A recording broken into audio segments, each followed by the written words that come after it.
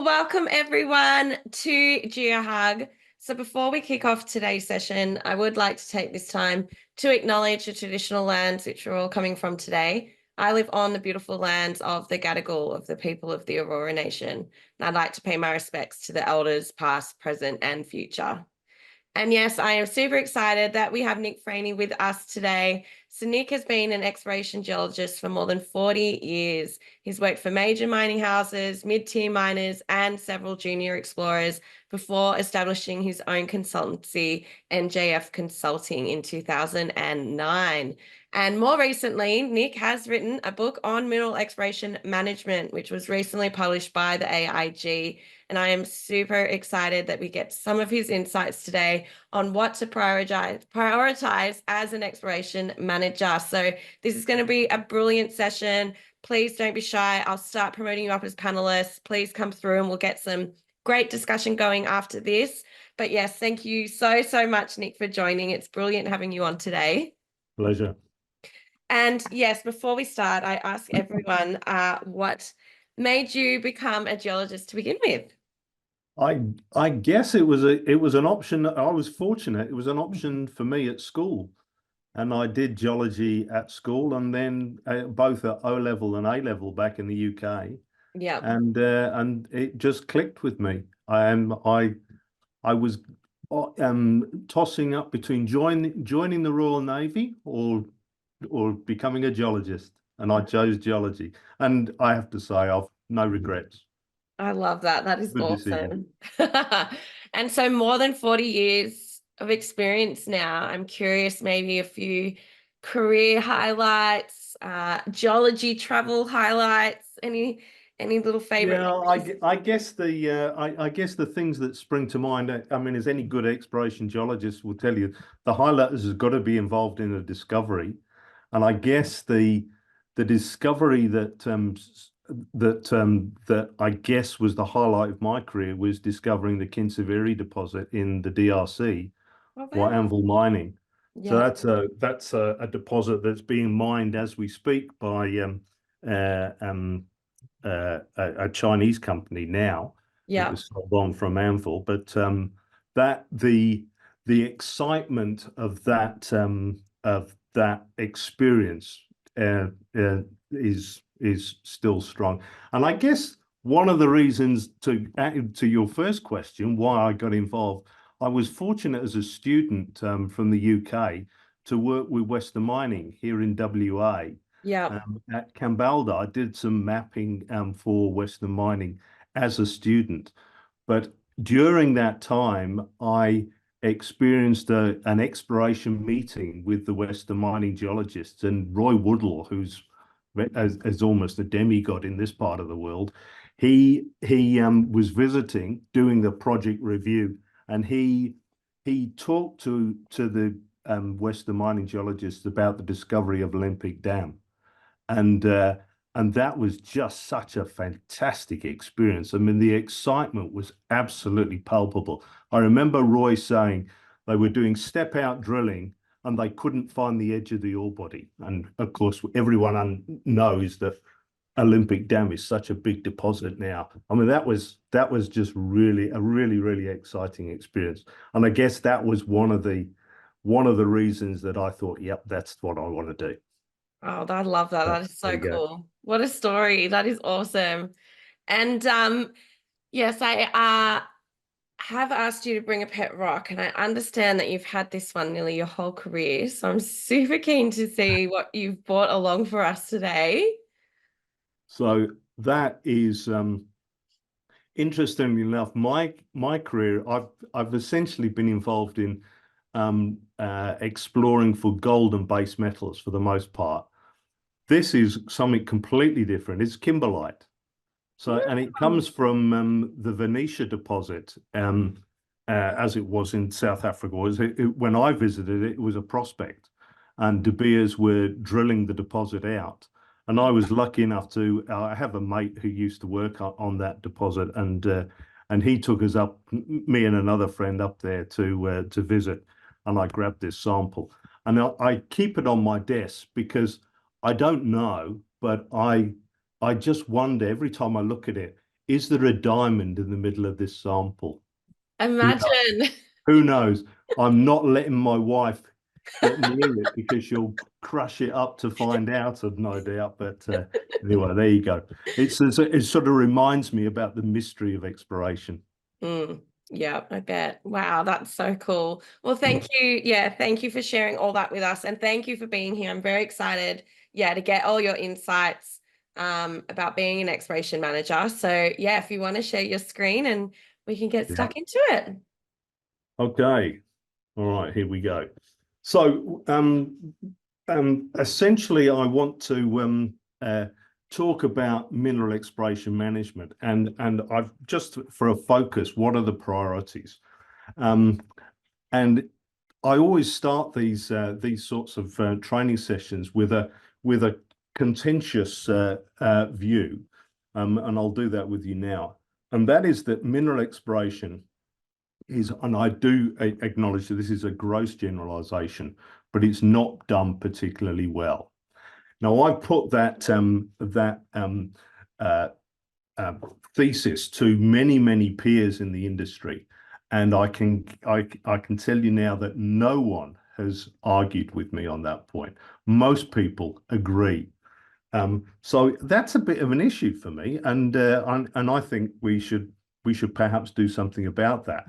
And discussing the ways and means of doing good exploration management is something that I'm trying to promote, I guess. So look, the talk I'm going to I will explain, having made that gross generalization, I'll explain what I think are some of the issues that are wrong with mineral exploration. I'll then want to present to you what I consider to be a useful framework. It's one that I've used for the last 25, 30 years or so as an exploration manager. And then I will go through a number of what I consider to be priorities as far as being an exploration manager is concerned. And in that sense, I encourage people to disagree with me and make other suggestions and so on. And that's my hope, that we will generate a bit of discussion. Finally, I'll come up with a teaser question right at the end, and I'll leave you with a summary of what I think are 20 key takeaways from the discussion. So there we go. So initially, what's wrong with exploration management? So, as I say, it's a gross generalization, and I will qualify that statement by saying clearly there are some very notable exceptions. There are some excellent exploration managers around, and there are some excellent exploration companies doing a fantastic job. But I still think the generalization applies across the industry. These are some examples, and it's by no means an exhaustive list, but these are issues that I think are manifestations of poor exploration management, and they are all points that I've had personal experience with. Joining companies where, for example, there are no decent maps of the project. That was, I mean, that's happened to me on at least a couple of occasions, and that sort of made it clear to me what some of the challenges are moving forward with those two companies. But all of the others, I suspect that many people can relate to some of these issues, if not all of them. So that said, before I make any other personal assertions, I should really explain my own credentials. As Jess said, I've had 40 years experience in the industry. The last 25, 30 years of which have been as an exploration manager. I want to emphasize the fact that I've worked for major mid-tier and junior companies. I've also have my own consulting company at the moment, and I've taught at MSc level in a couple of countries in South Africa and both here and here in Australia. And as Jess says, I've written this book on mineral exploration management now. In addition, I'm a director of the AIG and have been for the last couple of years, still am.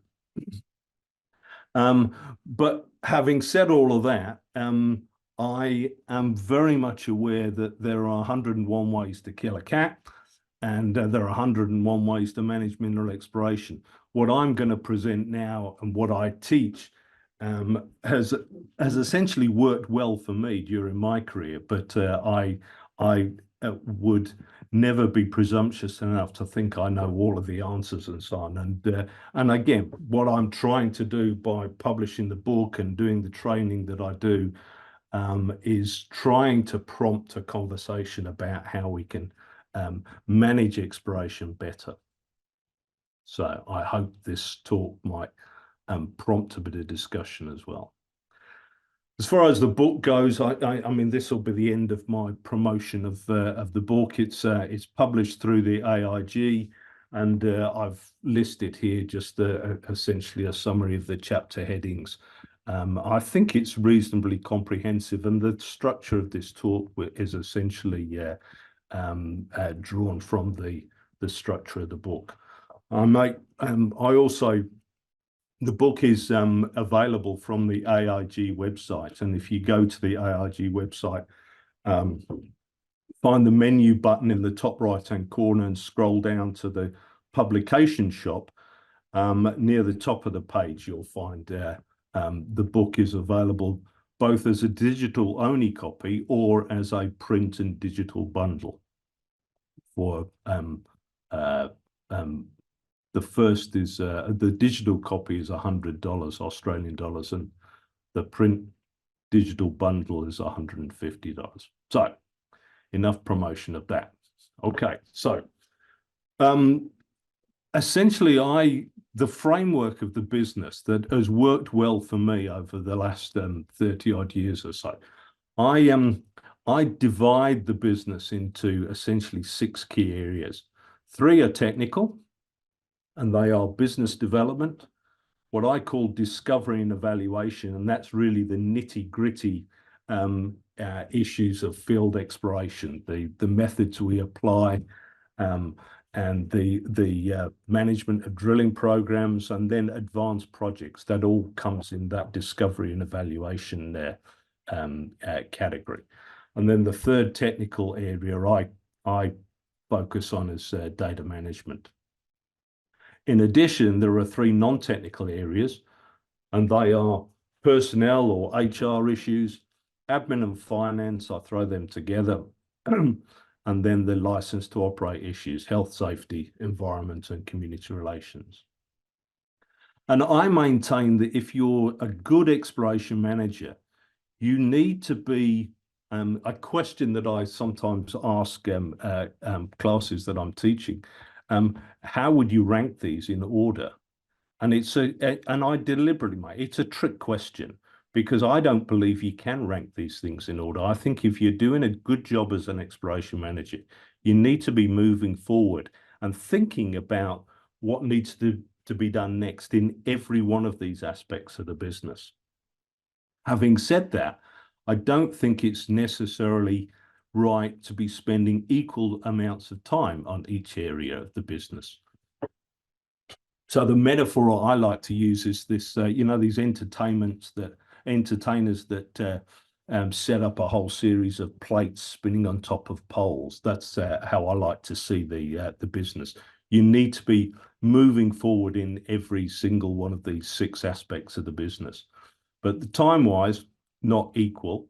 And my suggestion of time, and we can argue about this, it's certainly not cast in stone, but over a given time period, maybe 6 months to a year or so, I would suggest that a reasonable split might be as shown on the slide there. But clearly, the priorities for each of these areas will change over time. So if it is getting towards the end of the financial year and the boss has asked for budgets to be prepared, then admin and finance becomes your priority.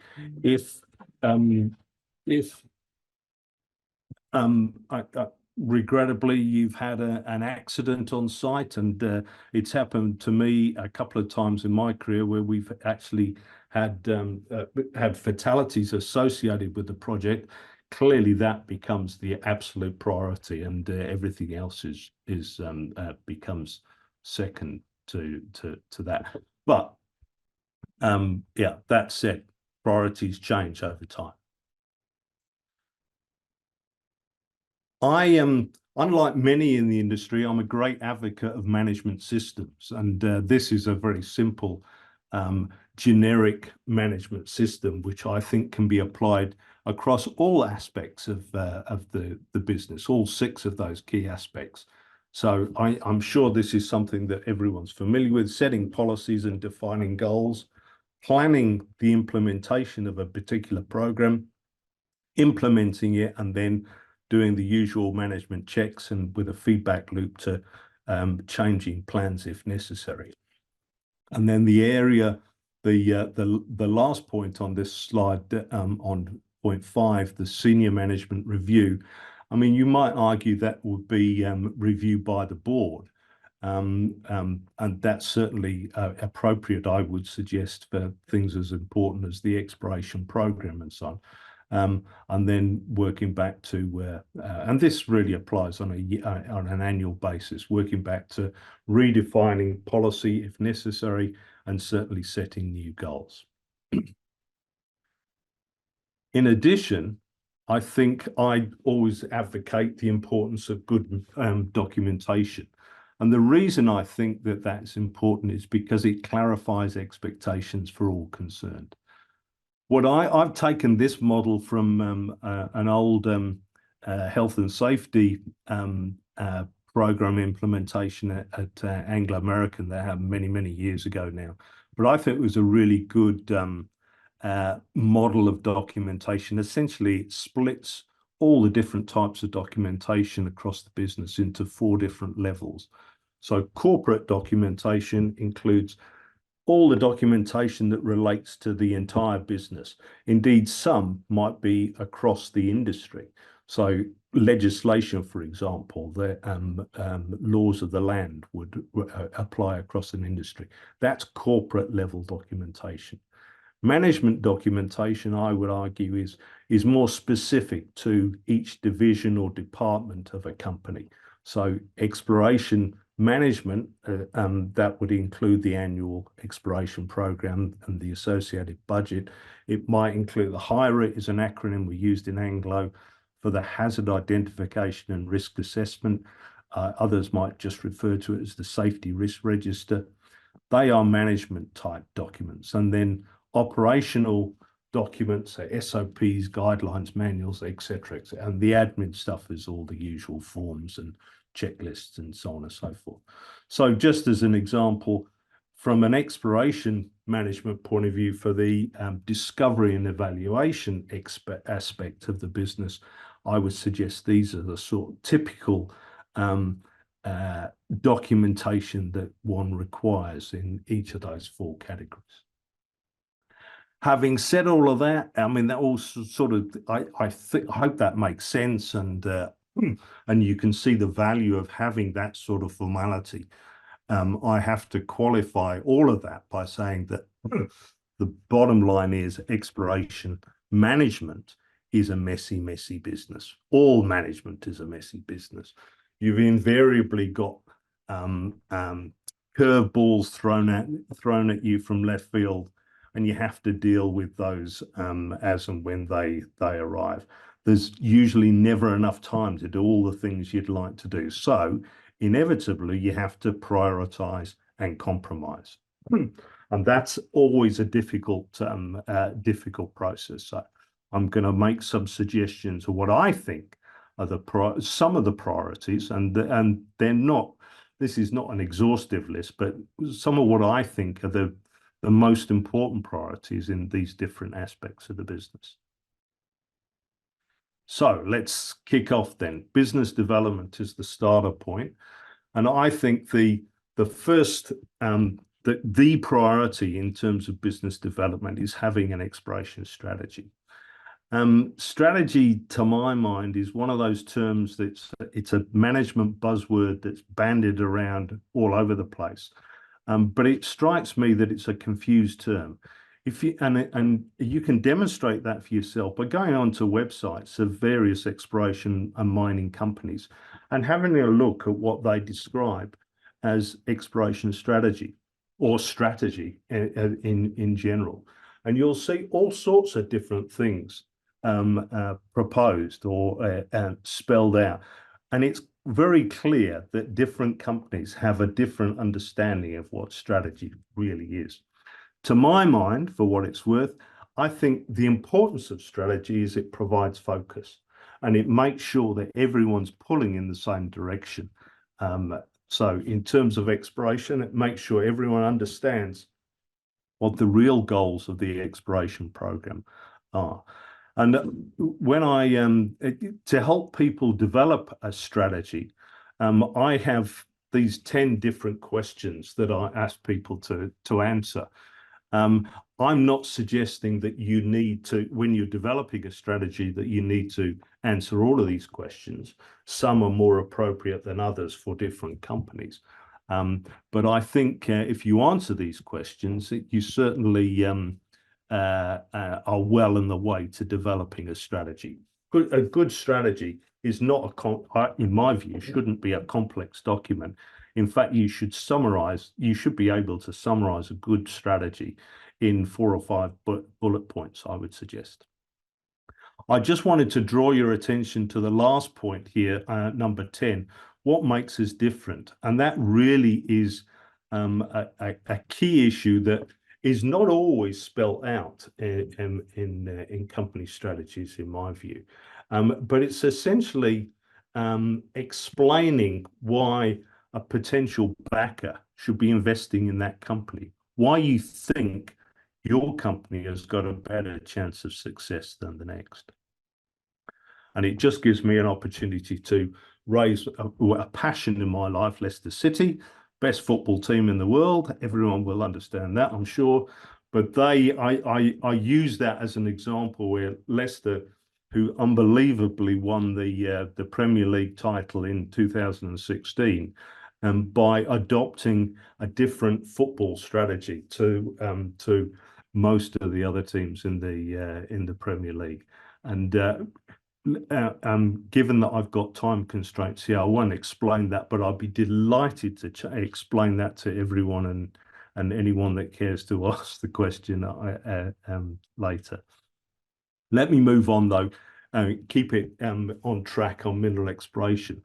Essentially, what you're trying to do in providing a unique point of difference is to explain your competitive advantage. And I'd suggest in terms of mineral exploration, it doesn't have to be too clever either. It could simply be you're working in an area which is particularly prospective and you've managed to secure a large ground position, and that is your competitive advantage. That is your point of difference.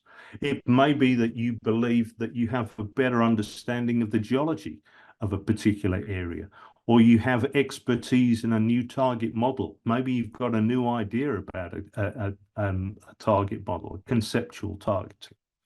It may be that you have access to a new exploration method, or perhaps access to a new technology that might enable you to be successful as where others have failed.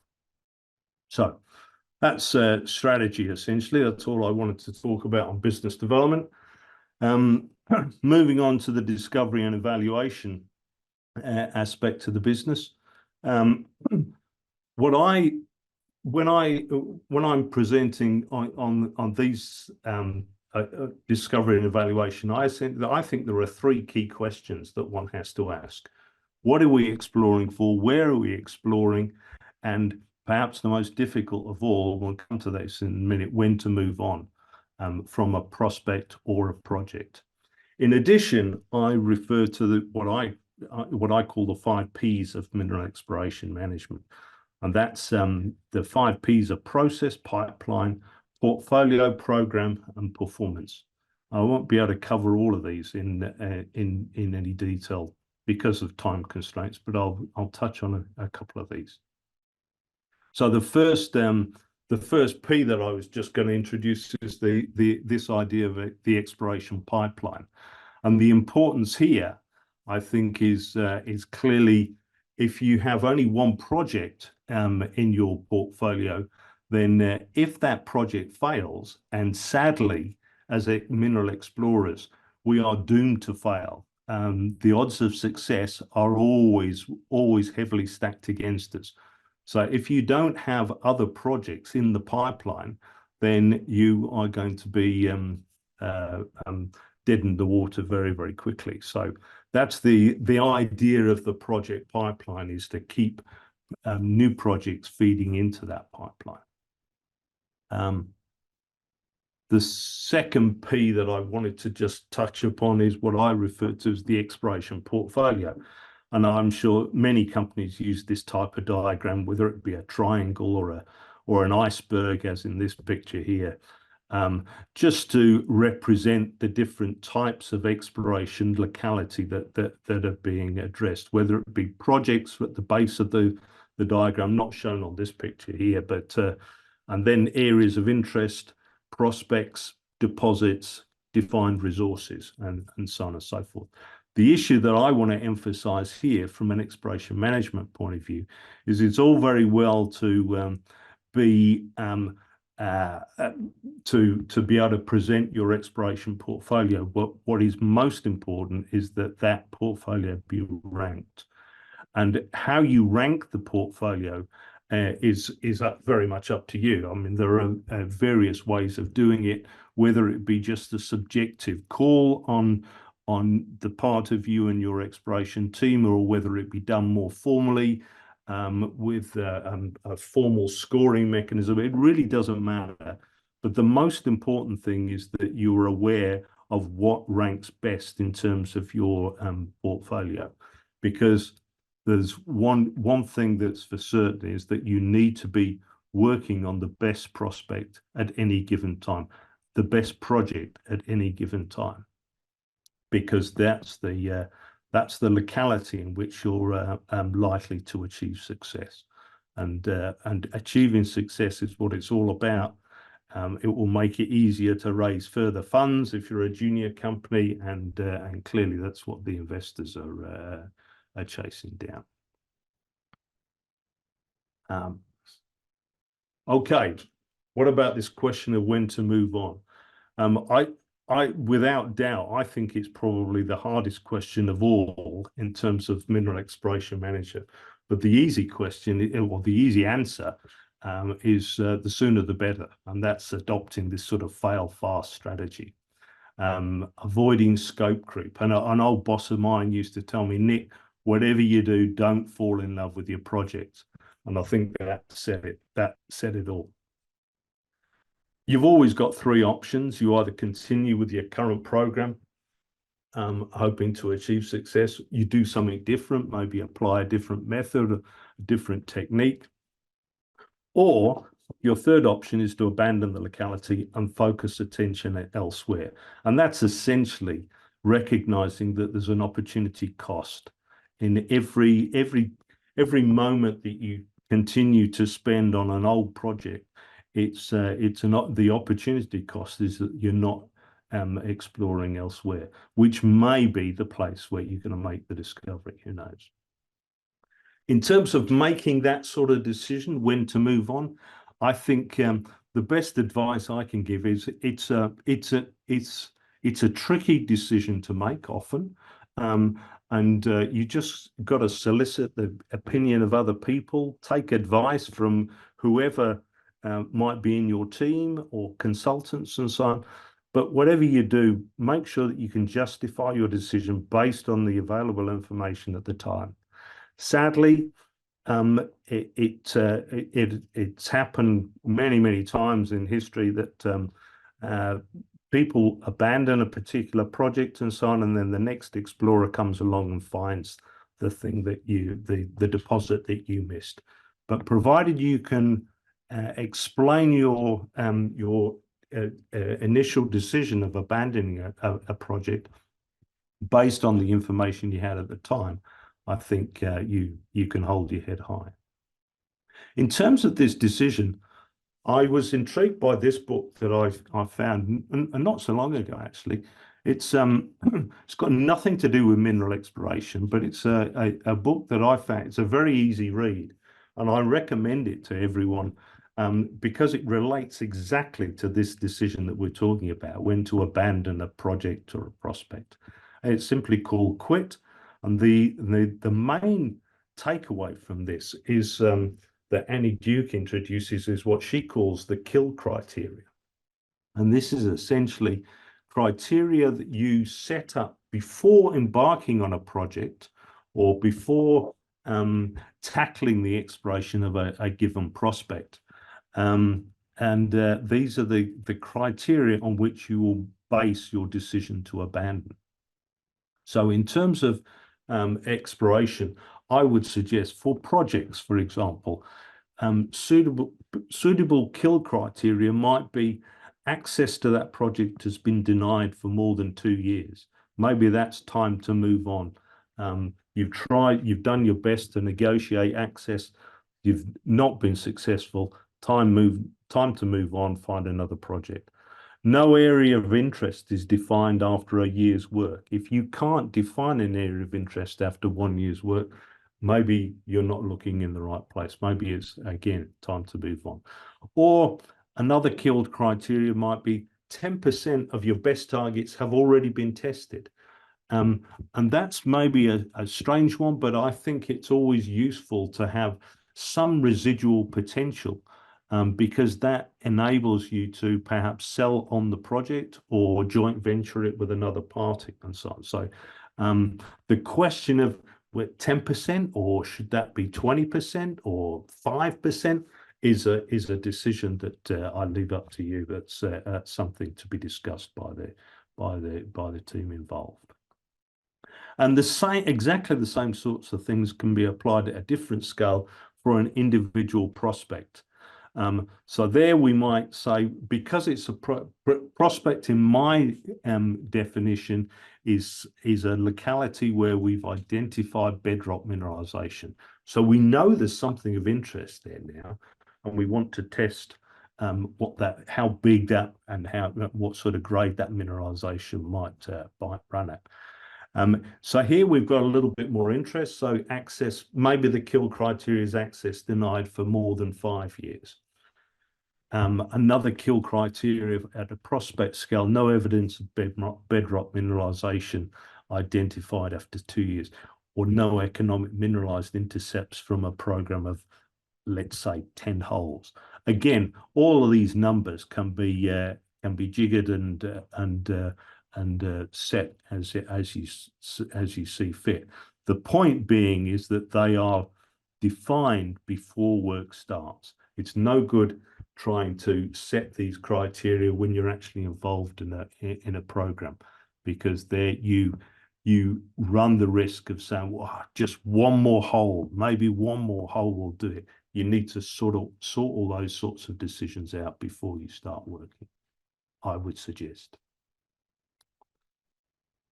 This slide is a complex slide where essentially it's a project workflow diagram, and I'm using this just simply to remind me to emphasize what I think is a key criteria in all mineral exploration, and that's the geology. And it's I've highlighted it in this box here on the left of the diagram. Is the geology of the project area understood? Do we understand? And if we don't understand it, what sort of data do we need to gather in order that we better understand it? So the aim of any given project exploration, so this is regional exploration, if you like, is to understand the regional geology. And you do that from field mapping, airborne geophysics, satellite image. And I make that point simply because I've been involved in a number of companies where they've completed expensive airborne geophysical surveys, for example, and then they've not taken the next logical step to have that data interpreted properly into a two a 2D or maybe a 3D geological interpretation. And that, to my mind, is a complete waste of money and effort. You really need to take the next step and get geological interpretation, absolutely critical. And the same thing applies at different scales, with the project scale or the prospect as well. I've got a similar diagram for a prospect decisions, and essentially geology is the all important criterion. And this sort of is associated with another issue that I think is sort of perhaps a counterintuitive approach. But what do you do when you begin work on a project? And it maybe sounds a bit strange at first, but I would suggest that the first thing to do is to abandon as much territory as possible.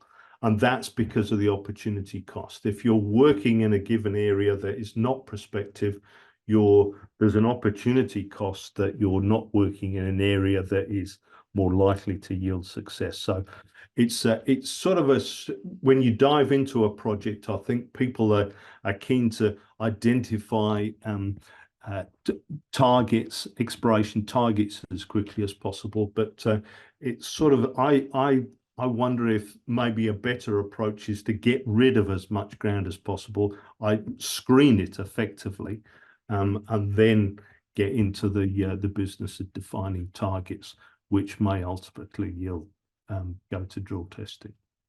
So interested if anyone has a different view on that approach.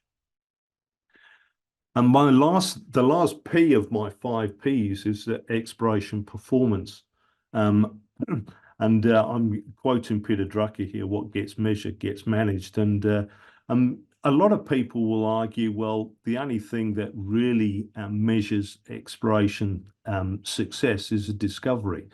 But I would counter argue that if you're just talking about discoveries, they happen so rarely that I argue whether they're actually that useful or not. So I prefer prefer this sort of system where, and I'm picking this this idea was really presented to me by a couple of guys that I worked with many years ago now, Chris Blaine and Colin Palethorpe. And they suggested these different exploration progress metrics, KPIs, if you like, whereby you keep count of the different exploration localities at different stages of maturity, and monitor how that changes from year to year, or whatever period of time you choose. And essentially, monitoring how you progress from one year to the next in these different types of metrics is a better measure of exploration performance. I think some companies actually do this, but it's not surprising that very, very few companies actually make this sort of data public. And I suspect that the reason is because they would be exposed as having not achieved as much progress as everyone would like. Exploration takes time, and that's just the reality.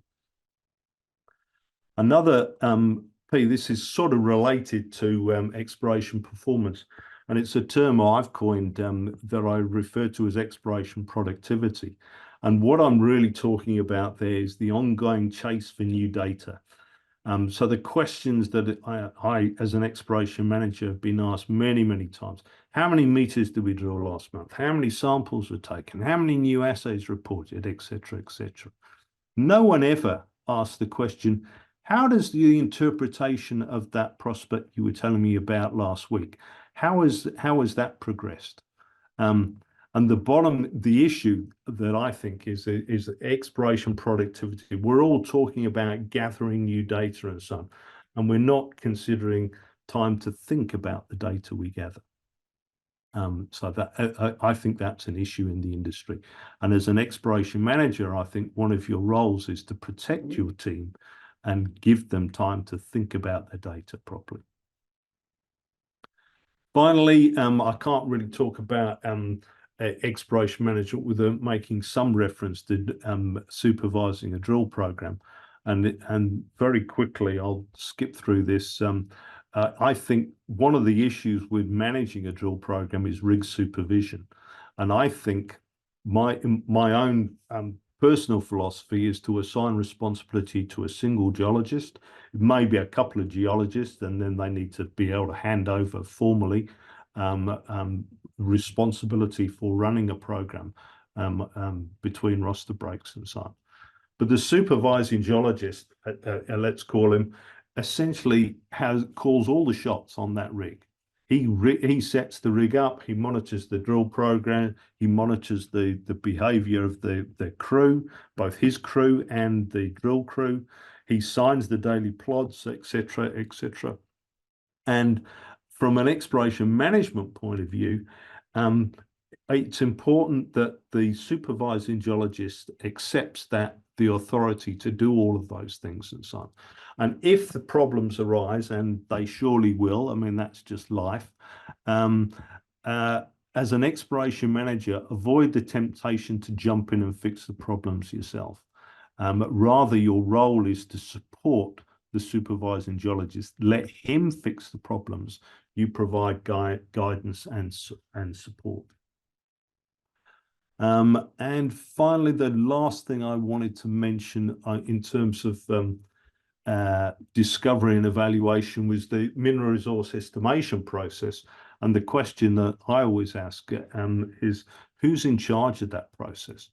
And I would argue it's the exploration manager. And the reason I say that is because any decent mineral resource estimation is always the most important element of that is the geological model on which it's based. And it's the geological model that has been developed by the exploration team under the exploration manager. So that is the critical component of any mineral resource estimation. And it's the reason I believe the exploration manager should stay involved in the whole process of mineral resource estimation. Very fine to engage an expert to drive the software, develop the block model, and do the actual number crunching to derive an estimate. But the exploration manager should stay involved in the process right through. Okay, moving on then to the next aspect of the business data management. Very quickly, one of the priorities here is geochem data, for example, the drilling database, if you like, and the issue here is QAQC. Is it standard practice or not? And I, frankly, having been training this area for a number of years now, it's always I always run a little test and for the people involved in the training, and it surprised me, or it always surprises me how frankly how little is known about even some of the fundamentals of QAQC. And it's something that I think really needs to be every exploration manager, indeed every exploration geologist, really needs to be on top of this this element. Now, I haven't got time to go into the different aspects of this, but I will draw your attention to the fact that the AIG ran a workshop in Brisbane just a couple of weeks ago, and I have confirmed that workshop, all the presentations from that workshop will be available online through the AIG website in a short while, available through the publication shop on the AIG website. So that's something that I think is worth having a look at if you're not really on top of your game in this aspect of the business. The other thing in terms of data management that there are three aspects of data management that I push. There's the geochem data, or the drilling database, if you like. There are maps, and I'm sometimes I sometimes have reservations about even raising that, but I mean, I think I mentioned at the beginning, I've worked with a couple of companies where there weren't good maps available for the projects that they were working on. I think that's a really important. It's the way in which geologists communicate best, I think, via maps. So having a good set of maps is really important. But the third thing is writing technical reports. And I think the value of technical reports, clearly they're a formal means of communication amongst the team and between the team and management. They're a permanent record of what was done. But I think the real value of writing technical reports is this: it forces the geologists that are writing those technical reports to think about their data.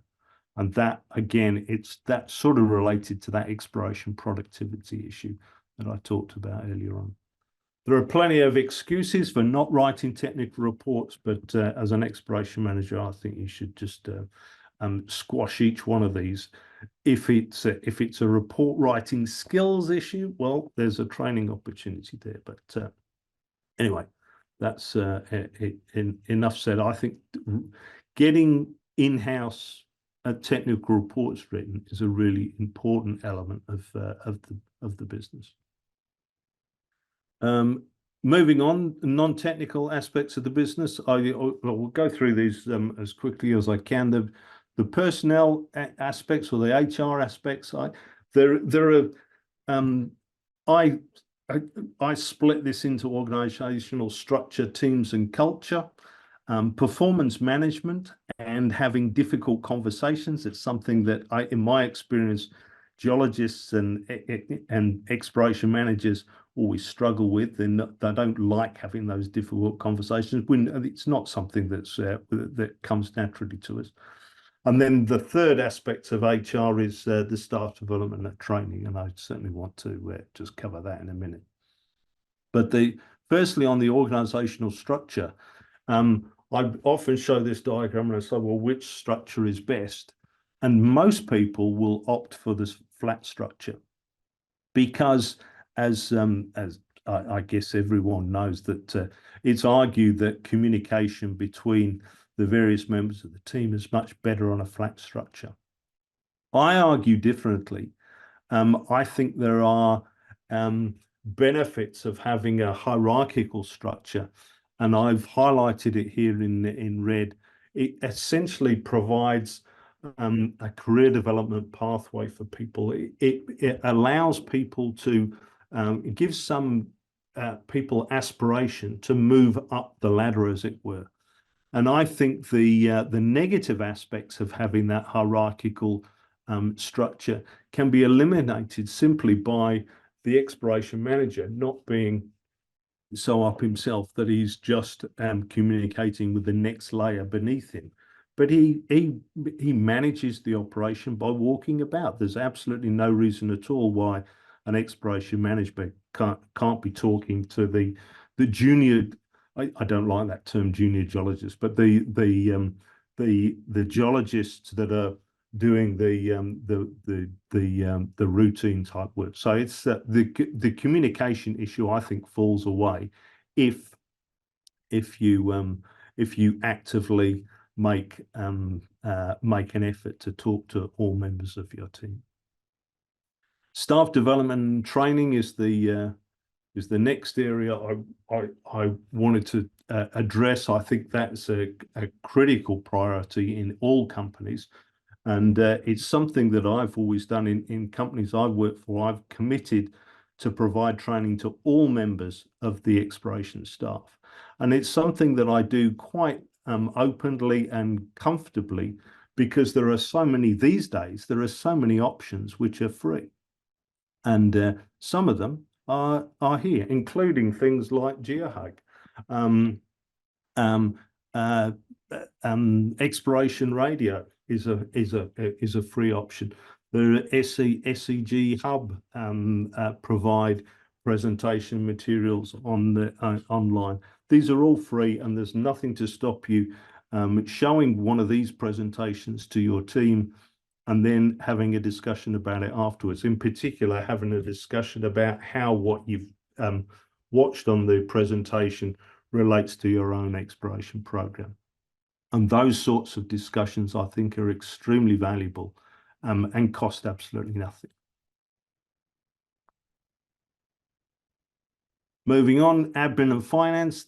I mean, I sometimes flippantly refer to these as the boring bits because many exploration managers who are more technically oriented get all hot and bothered about admin and finance. But the argument that I always make is that, well, they're both are necessary evils.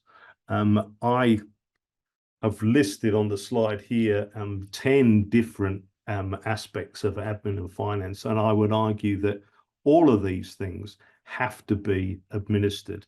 There's no getting away from it. I've suggested here I'm trying to rank them, if you like, in terms of critical, important, and nice to have. But I mean, I might argue that the nice to haves are not really. They're all important, I think, and you need to you just have to suck it up, and there is always going to be an element of administration involved in management. I don't think anyone would argue about tenement admin being important.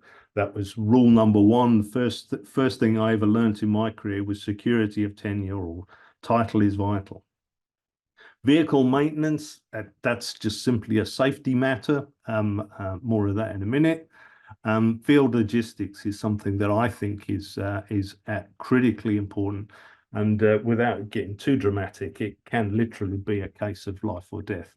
And the thing that I would emphasize on field logistics is the issue of communications. These days, we're exploring in remote areas, and it's really important to have a good communication system in place, and importantly, communication protocols. So most companies, I think, adopt some sort of sched call system, and the issue to really get organized with from a management perspective is what happens when that sched call is not made. What are the protocols that one goes through before you send out search and rescue operations and so on? And lastly, on the non-technical side, the license to operate issues. I have a health, safety, environment, and COMREL, and I refer to what I call the HSEC dilemma. And what I mean, what I'm referring to here is that there is so much information available these days, guidelines and standards that one might follow. It gets really confusing. And I always go back to some advice I was given by a consultant once upon a time. And he said, look, you pick a couple of standards and then follow those standards to the letter.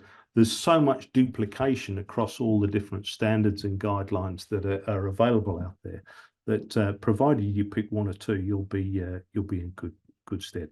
What you cannot afford to do, this is a dilemma because which do you pick? But what you can't afford to do is to ignore it and not do anything. Bury your head in the sand. And further, the other thing that I always try and emphasize is that don't let the tail wag the dog. So our job is to go out and find new ore deposits. HSEC is very important. It's a critical element of the business, but don't let it overwhelm the real objective of our job, which is to go find ore deposits. In terms of priorities on the health and safety side, I think promoting awareness of health and safety is the priority. It's the most important element of the management of this aspect of the business, I think. And I've listed 11 different types of initiative that one can push in a given company. What I've also done is to classify them in terms of those that I personally have found work best to promote health and safety and awareness. They're in green on this slide. The orange ones are things that have not worked quite as well, although having said that, some of them are legal requirements, like reporting health and safety statistics, for example. And I've crossed those that, in my experience, my personal experience, haven't worked as well. And I'm interested if other people have got different views on that. That's maybe a good thing to discuss. The first point of health and safety awareness, promoting health and safety awareness, and the most important one is you yourself setting an example. And that is the toughest of all, I guess. It requires constant vigilance. But as everyone knows, the standard that you, or the hazard that you walk by, is the standard you set for everyone else. It's tough, but hey, that's why as exploration managers we get paid the big bucks. You've got to take that on. And there are huge implications if you get this wrong. Standards will drop, you will lose credibility as a manager. And once you've lost that credibility, it's very, very tough to regain that lost ground. So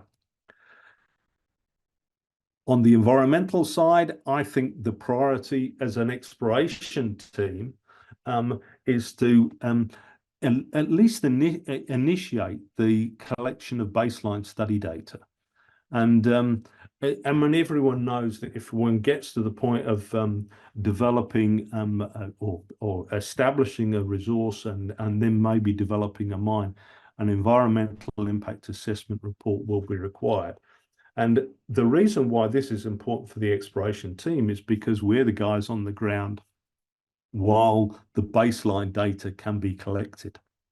Once you've done a big drill out and so on, and you've got trucks driving all over the ground and loads of holes drilled and so on, a lot of that baseline data is lost. And I just make the point, it's something to keep in mind. When do you start?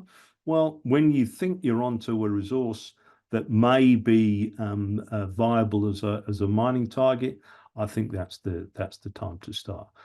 A lot of this, the measurements that you take are really easy, and I would argue that a simple photographic record is a really, really valuable resource for a future environmental impact assessment. And it's really simple to take these things. And I've shown, just making the point that specific features of interest, taking standard shots of those features every year or perhaps every season, simple thing to do. And my suggestion as a manager is to assign some responsible person for that job. That gives them a little bit of kudos. Call them the environmental officer, if you like.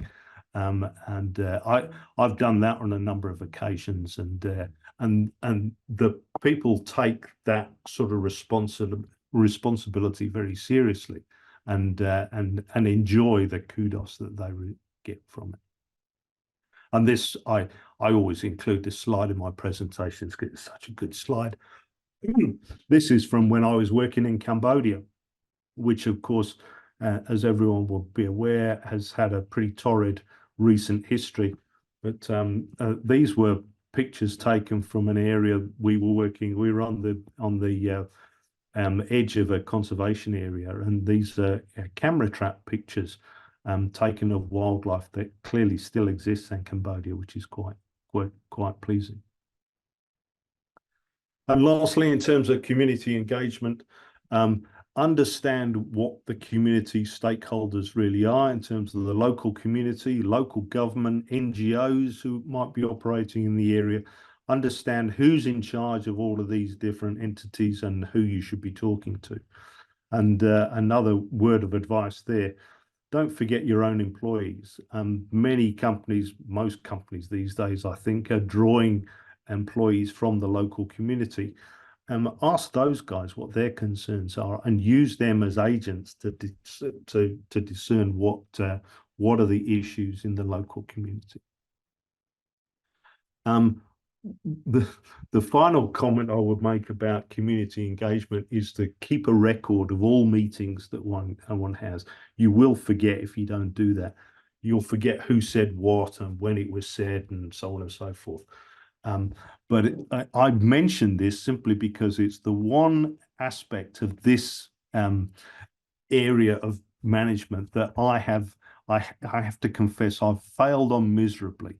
I've always asked my teams to keep records of every meeting, and I don't think I've ever got a full record of all meetings. And so people seem to be keen to have informal chats and so on, but they're very reluctant to start writing records of meetings. And I mean, it's something that I think is invaluable going down the line when you're starting to do environmental impact assessments and plan for future mining operations and so on. But if anyone's got any tips on how you can ensure locals keep those records, I'm all ears. In terms of attendance at meetings, the easiest way to record that, I think, is just taking a photograph. I've yet to meet a local community that is not delighted to have their photograph taken. So that's another little tip. And finally, well, that's that sort of we come to the end now. Sums up the what I consider to be priority issues for each of those 6 aspects of the business. And my final teaser question for you is this one: how good is good enough? We often talk about industry best practice when we're talking about management issues and so on. And I've yet to find anyone that can properly define what industry best practice really means. We're all familiar with the international reporting standards, JORC, NI 43101, etc., and everyone would be familiar with the concept of perfection, though I hope everyone will be avoiding trying to achieve perfection, because invariably the effort that is required to achieve perfection is never, ever worth it. So the answer to that question, how good is good enough, I think is good enough is good enough. So I leave you with that pearl of wisdom, and as I mentioned at the beginning of the talk, 20 key takeaways that I think sum up my list of priorities for mineral exploration. And I think that's me done. Thank you so much. That was such a brilliant overview of all the different segments. Even as a non-exploration company, but a supplier, I've like, oh, I should think about this or this, or yeah, it really gets the brain ticking. So thank you so much for that.